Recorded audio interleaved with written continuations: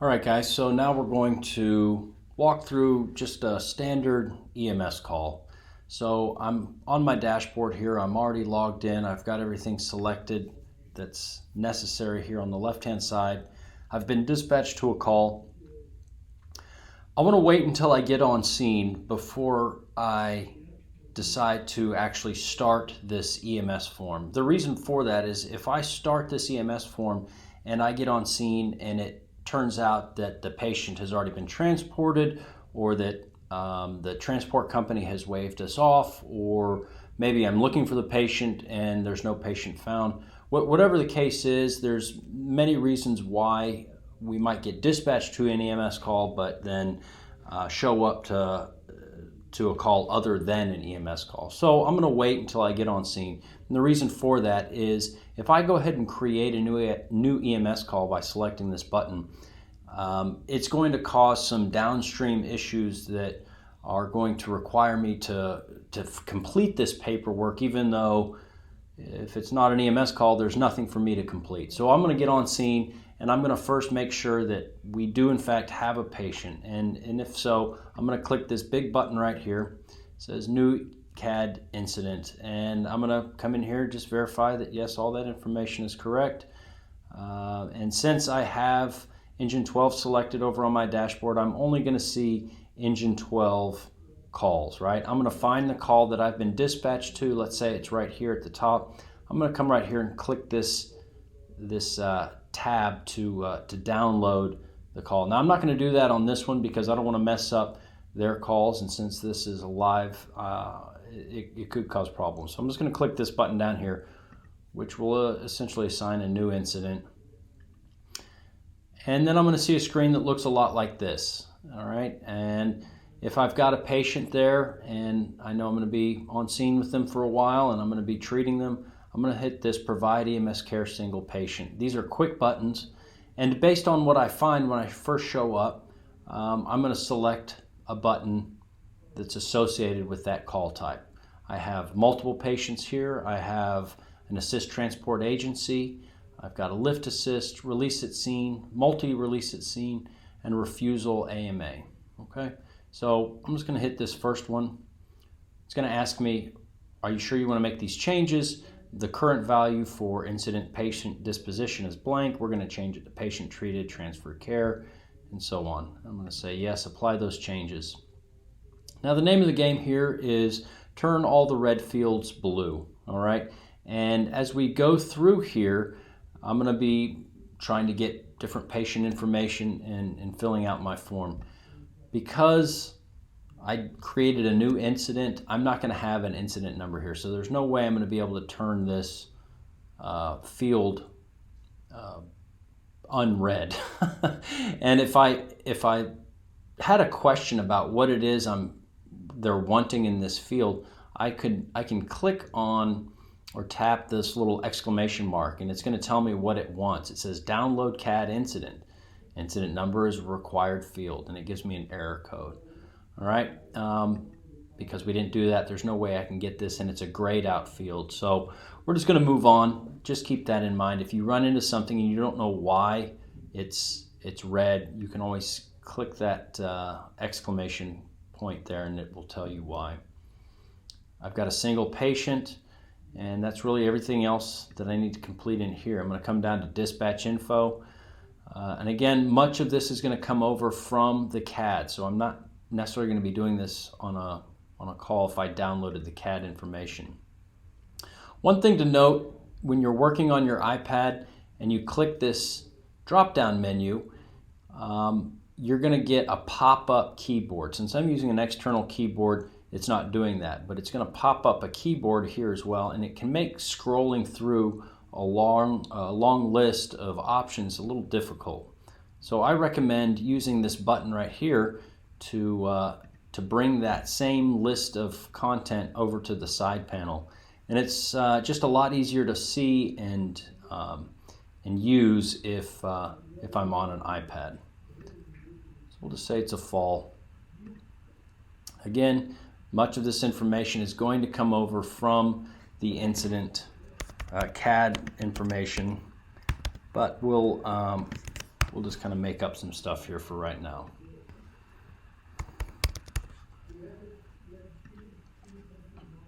Nothing else red on this page, so I'm going to continue. And you can see as I complete a page, it turns it from red like this to blue. Crew info, again, if I would have downloaded the CAD information, the crew info, the crew that's assigned to engine 12A shift would be automatically added to this field. All right, again. Now we're to response times. Many of these fields, as you can see, are grayed out. The two fields that we'll be able to fill out ourselves are arrived at patient time and transfer to EMS care. All right, these are important so that we can log this data and make sure that we're accounting for our at patient times and our transfer of care times. If you ever see a field like a time field and it's got a clock like that, you can always just tap that clock and it's going to timestamp it for the second that you tapped it. Again, we can't really do much else at this point, so we're just going to leave that red. We've moved on to the on scene. You can see this scene info page here is blue. I can go through this and change it if need be, but most of this is all set to default. Patient condition. It's asking me, is this a cardiac arrest or an injury? Notice the validation field down here at the bottom. We'll go into this again on another video, but if I click on this, it's going to show me essentially all the red fields that are required for this form. Watch what happens. The goal is to get this to 100. So as I click, watch what happens to this validation as I say that the cardiac arrest was a cardiac arrest prior to EMS arrival. I essentially took it down to 0, which indicates there's a lot more that I need to fill out. And so if I clicked no, well, it actually moved it closer to 100. Okay, so just keep that in mind as you fill the form out.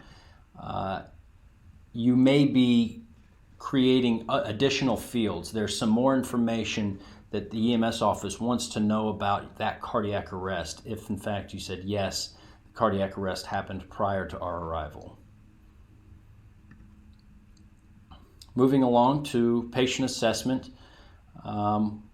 Again, defaulted, there were no barriers to patient care. If this isn't true though, or this isn't the case on your call, then you'll need to hit this little X, right, and then find something that is applicable to your call.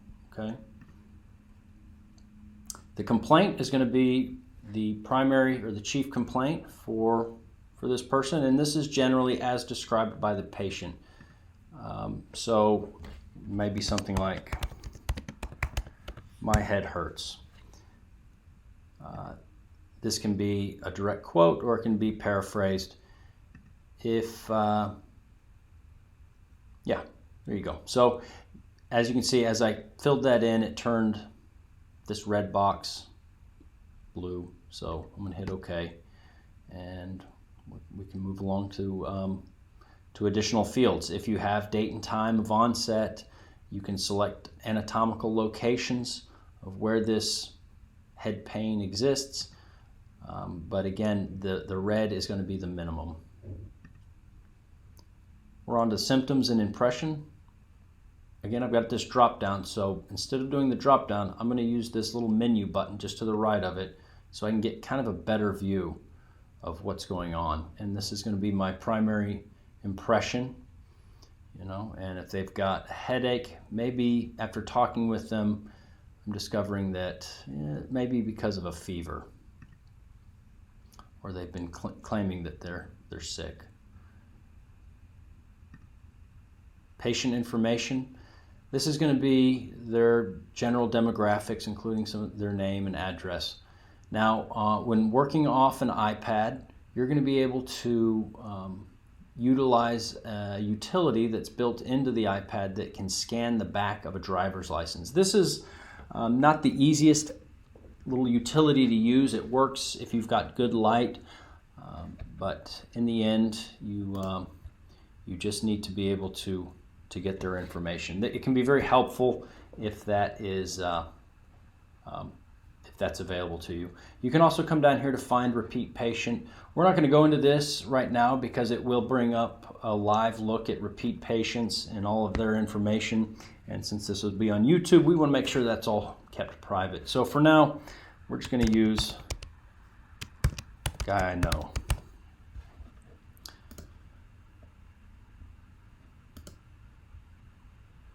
Again, I've got my list here, but you can see this isn't a drop down. When you see a button like this, it allows you to select multiple options.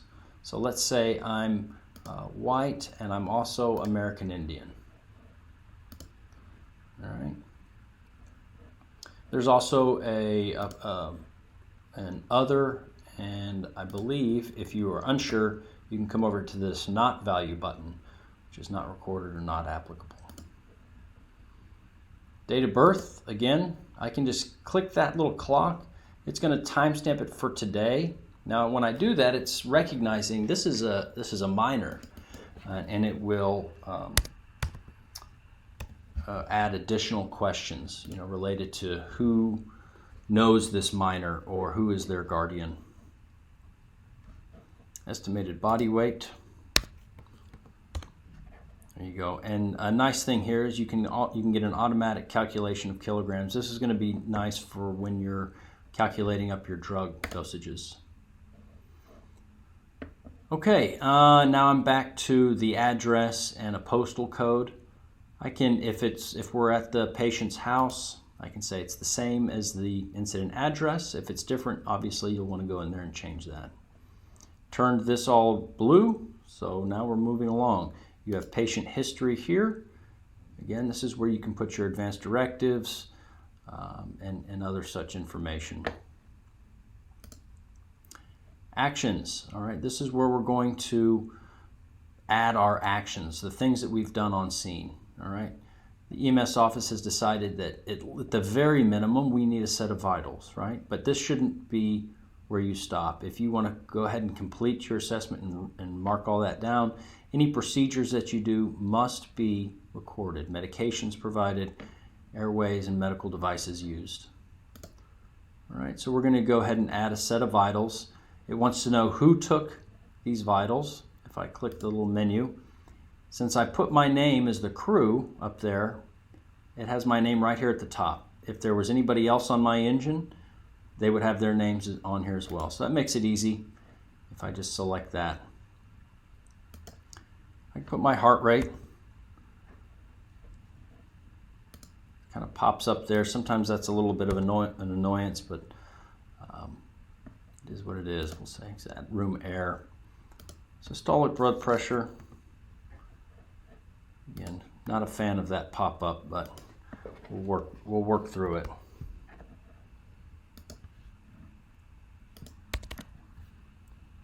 All right.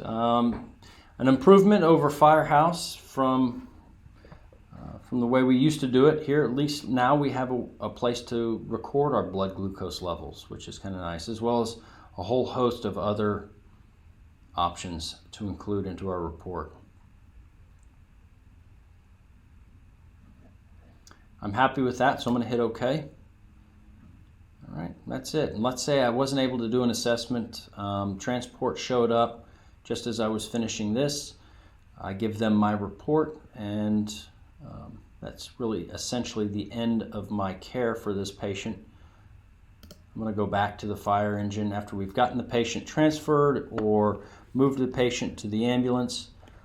I'll come back to the fire engine and may re-download CAD. Okay, so the benefit of doing that is that when I do so, those available from incident times will appear in my narrative.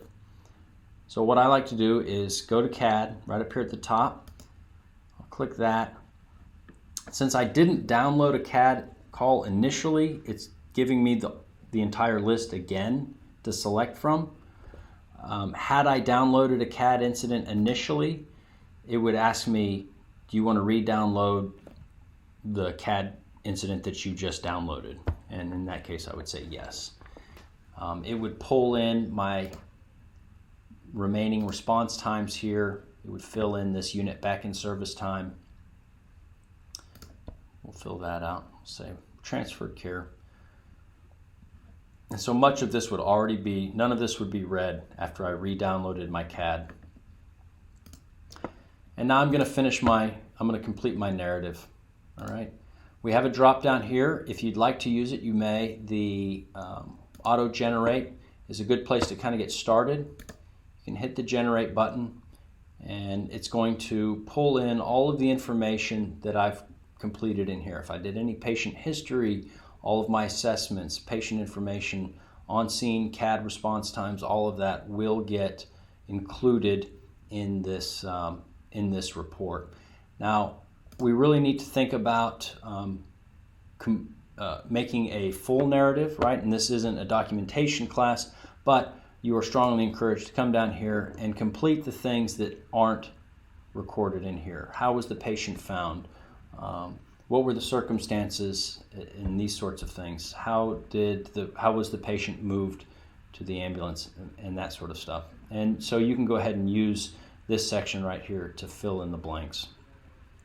If you'd like the medic one to take note of your call, you can do so by clicking this, and that will generate a report for them to view this call, and you can follow up with them with whatever question you might have. So this is done. After I've completed this, I need to go and complete my INFRS report. Right? Every call gets an INFRS report. And so what's going to happen now is when I click this button, it's going to create a fire incident call. And it's going to associate that with this call.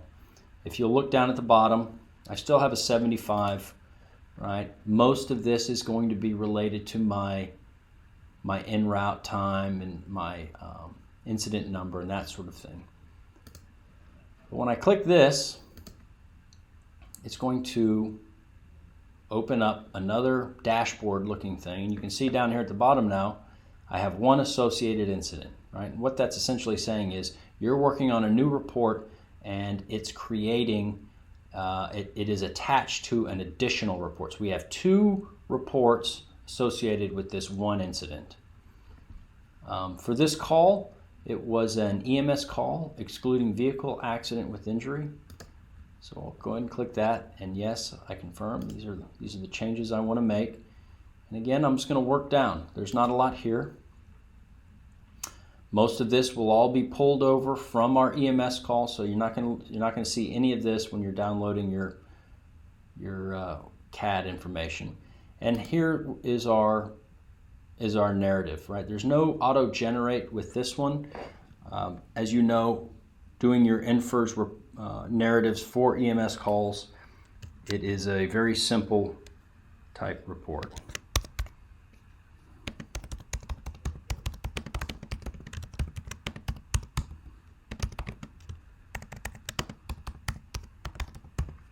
All right, XXX being whatever location it is that you responded to, perhaps C.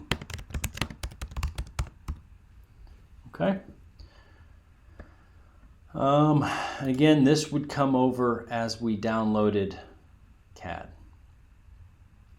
So nothing more I can really do here. You can see the incident address came over. It didn't pull over the city or the state, but this would all be included as well. So that's really essentially it. Again, you can see I've got a validation here of 88. It's still wanting quite a few things. I'm going to go back to my EMS call. All right, it's asking me, do you want to go to this call right here? I'm going to hit this little arrow. It's going to take me back to the EMS call that I completed, and I can go ahead and post it. All right, now I'm not going to post it now because, again, this is a live system, and if I post this now, it's really going to create some problems. I'm going to say, what is this call that doesn't have an incident number?